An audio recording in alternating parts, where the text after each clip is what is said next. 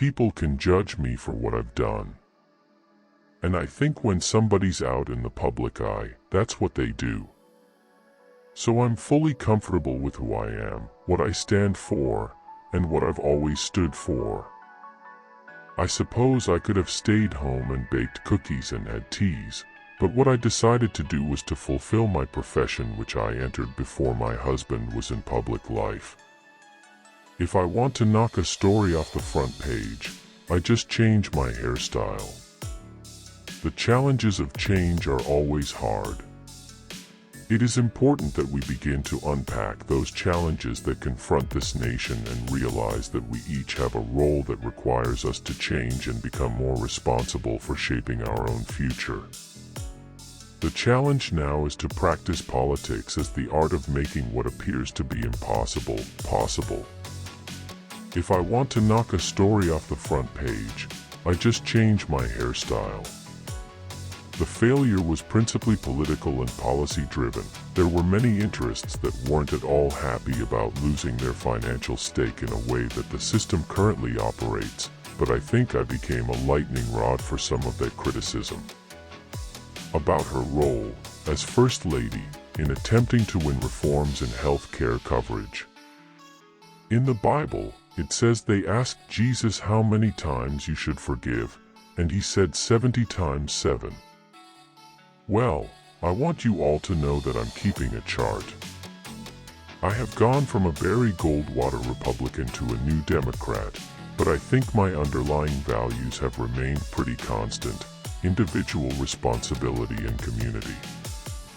I do not see those as being mutually inconsistent. I'm not some Tammy Wynette standing by my man. I have met thousands and thousands of pro-choice men and women. I have never met anyone who is pro-abortion.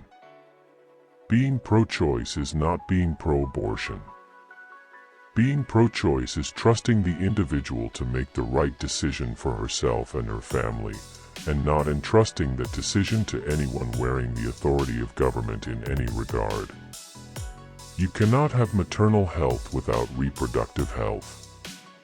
And reproductive health includes contraception and family planning and access to legal, safe abortion. When does life start? When does it end? Who makes these decisions? Every day, in hospitals and homes and hospices, people are struggling with those profound issues.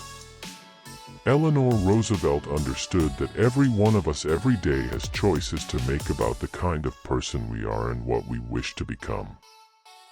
You can decide to be someone who brings people together, or you can fall prey to those who wish to divide us. You can be someone who educates yourself, or you can believe that being negative is clever and being cynical is fashionable. You have a choice. When I am talking about "it takes a village," I'm obviously not talking just about or even primarily about geographical villages any longer, but about the network of relationships and values that do connect us and binds us together. No government can love a child, and no policy can substitute for a family's care. But at the same time, government can either support or undermine families as they cope with moral, social, and economic stresses of caring for children. If a country doesn't recognize minority rights and human rights, including women's rights, you will not have the kind of stability and prosperity that is possible. I'm sick and tired of people who say that if you debate and disagree with this administration, somehow you're not patriotic. We need to stand up and say we're Americans, and we have the right to debate and disagree with any administration. We are Americans. We have the right to participate and debate any administration. Our lives are a mixture of different roles. Most of us are doing the best we can to find whatever the right balance is.